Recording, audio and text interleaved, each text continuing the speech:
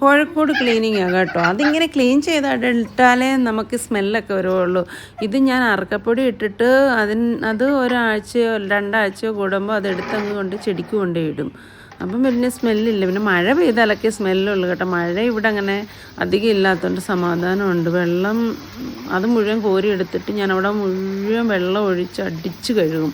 അപ്പോൾ അത് നല്ല നീറ്റാവും.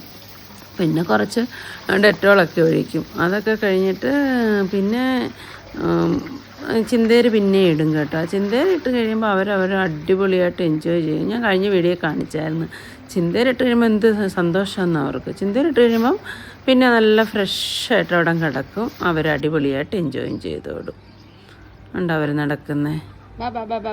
കുറേ പുല്ലും കുറേ ചെടിയും കുറേ ഫുഡും എല്ലാം കൂടെ കൊണ്ടുവന്ന് ഇവിടെ അങ്ങ് ഇടും. അവർക്കൊരു നാച്ചുറാലിറ്റി, അവരതായത് പറമ്പിൽ കൂടെ നടക്കുന്ന പോലൊരു ഫീലിംഗ് അവർക്കുണ്ടാവും. പുല്ലൊക്കെ കൊത്തിപ്പറിച്ച് തിന്ന് ചകഞ്ഞ് കുറേ മണ്ണൊക്കെ വെച്ചിട്ടുണ്ട് ഇവിടെ.